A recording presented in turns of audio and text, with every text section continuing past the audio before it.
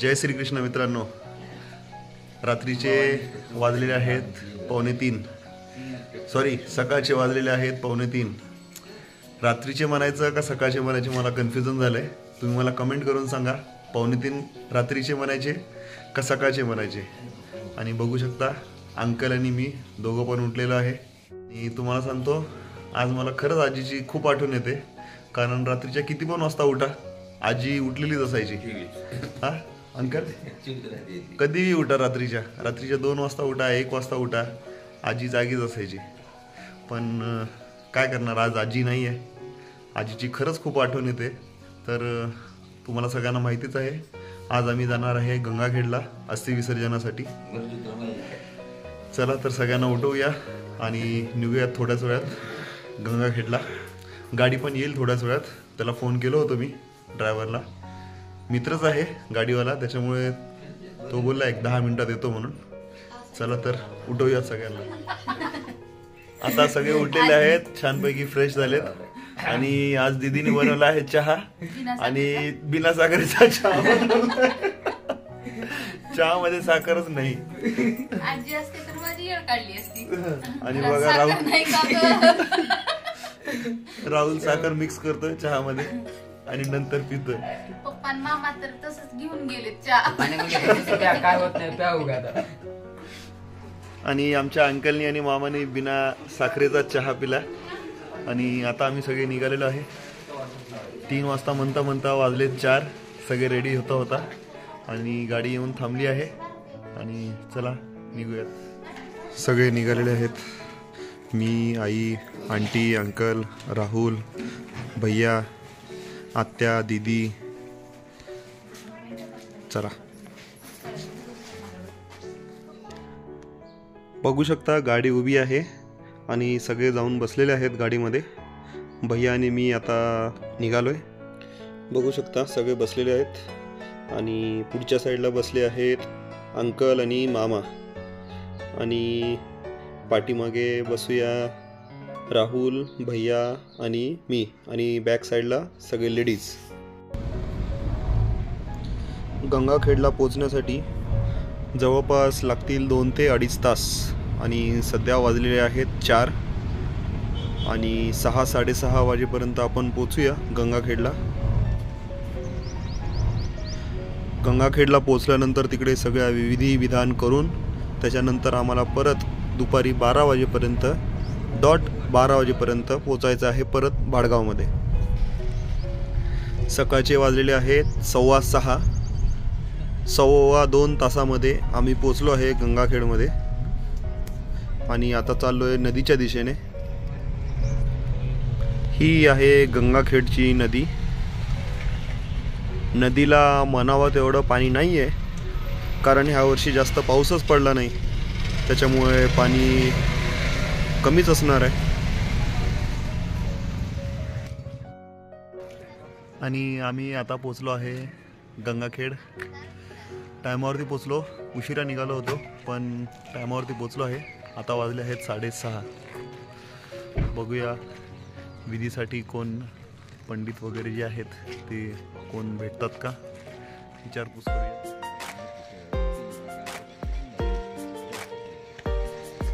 आत्ताच आम्हाला माहिती भेटली की इकडचे जे बामण आहेत ते 7:30च्या दरम्यान येतात आणि त्याच्यानंतरच जे विधी आहे त्याला सुरुवात होईल. तोपर्यंत आपण वाट बघूयात.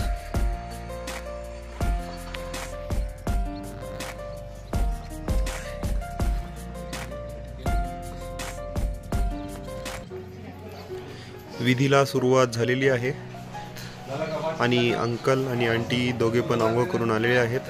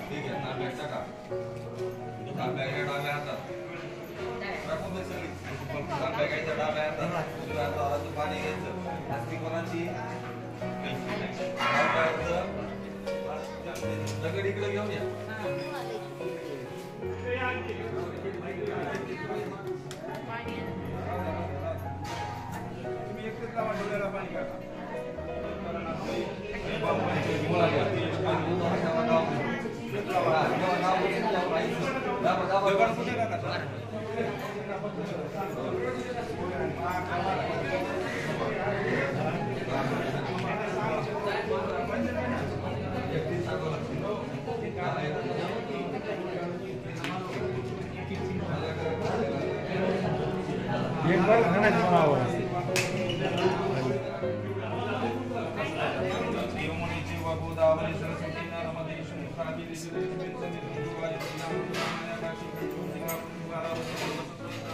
एक एक गोळ्या द्या त्या काडीवर 10 ठेवा का तिकडून इकडं काडीवर 10 ठेवा लोचनाबाई शरमांना भारद्वाज सुगोत्रोत्पन्नम मग्ने दश मध्ये अयम इममां सोदकमध्ये प्रथमश्री यावै निष्पत्ती जवळ ठेवा का लोचनाबाई शरमांना भारद्वाज सुगोत्रोत्पन्नम इममां सोदकमध्ये प्रथमश्री यावै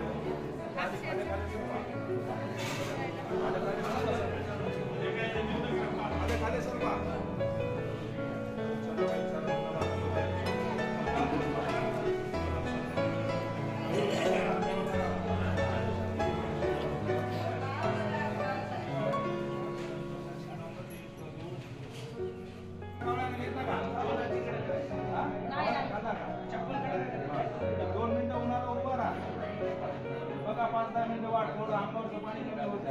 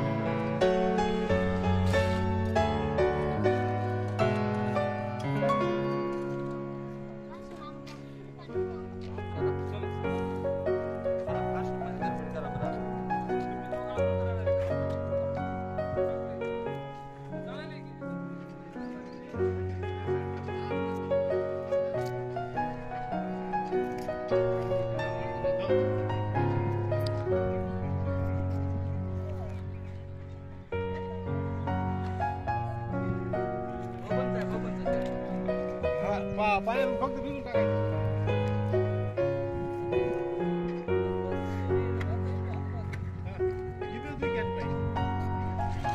तर आता सर्व विधी झालेली आहे.